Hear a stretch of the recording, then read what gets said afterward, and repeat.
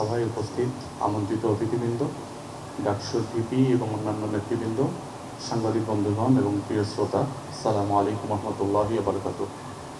সম্মানিত উপস্থিতি, আমরা শহীদ পরিবারের কথাগুলো শুনছিলাম।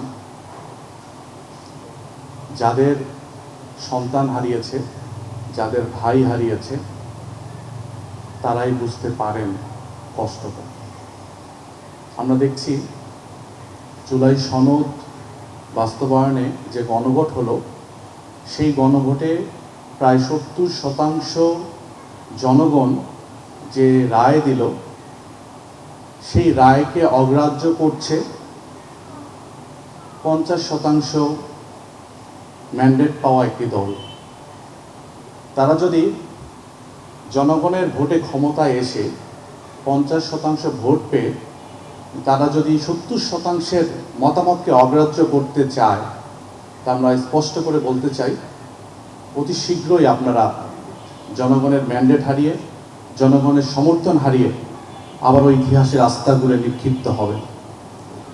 যে দল গুমের শিকার হয়েছে, যে দলের চেয়ারম্যান নির্যাতনের শিকার হয়েছে, প্রধানমন্ত্রী নির্যাতনের শিকার হয়েছে, তারা যদি এখন গুম কমিশন, মানবাধিকার কমিশন এটিকে বাতিল করতে চায়, তার মানে বুঝতে হবে রাষ্ট্রের, সরকারের ক্ষমতা আর দলটির হাতে নেই।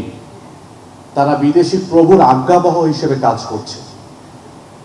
আমরা দেখতে পাচ্ছি ভারত যেভাবে ইচ্ছা সেভাবে আবারও বাংলাদেশকে পরিচালনার দুঃস্বপ্ন দেখছে। আমরা বিএনপিকে হুঁশিয়ারি উচ্চারণ করতে চাই, যদি আপনারা ক্ষমতা টিকিয়ে রাখার লোভে ভারতের আজ্ঞাবহ হয়ে যদি আপনারা কাজ করেন, বাংলাদেশের মানুষের যে ম্যান্ডেট, যে ইচ্ছে, যে জনসমর্থন, সেগুলো বিকিয়ে দিয়ে আপনারা যদি ভারতের আজ্ঞাবহ হিসেবে কাজ করতে চান, তাহলে খুব বেশি দেরি নেই।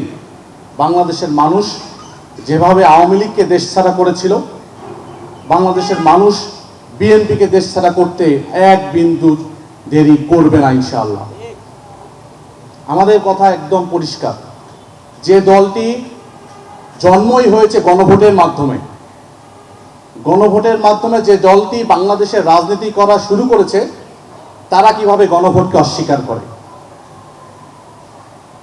এবং পরিষ্কারভাবে দুদক, পিএসসি, ন্যায়পাল থেকে শুরু করে যে সকল সাংবিধানিক এবং সংবিধিবদ্ধ প্রতিষ্ঠান রয়েছে, সেই প্রতিষ্ঠানগুলো যিনি প্রধান, তাকে নিয়োগ করার ক্ষমতা প্রধানমন্ত্রীর একক থাকবে না। এটিও আমাদের একটি দাবি। সেই দাবি বাস্তবায়নে সরকার সদিচ্ছা দেখাচ্ছে না। অর্থাৎ তারা চাচ্ছে যে প্রধানমন্ত্রী একক সিদ্ধান্তে এই নিয়োগগুলো দিবেন। এবং আমরা দেখতে পাচ্ছি যে বিএনপি যে 31 দফা দিয়েছিল, সেই 31 দফার প্রথম দফাতেই ছিল সংবিধান সংস্কার সংক্রান্ত। তারা সেটি বেমালুম ভুলে গিয়েছে। এরপরে বিভিন্ন প্রশাসক নিয়োগের ক্ষেত্রে তারা বলেছিল তারা এইভাবে প্রশাসক নিয়োগ করবেন না, তারা সেটিও ভুলে গিয়েছে।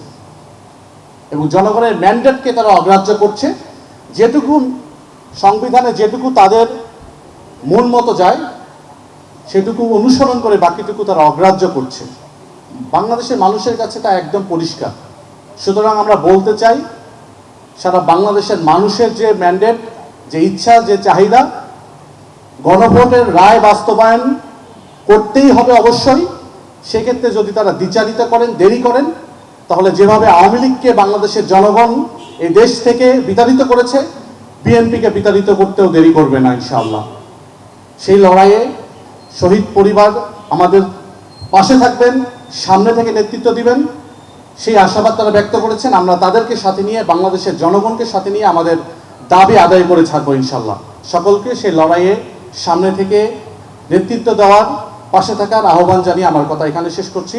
আসসালামু আলাইকুম ওয়া রাহমাতুল্লাহি ওয়া বারাকাতুহু।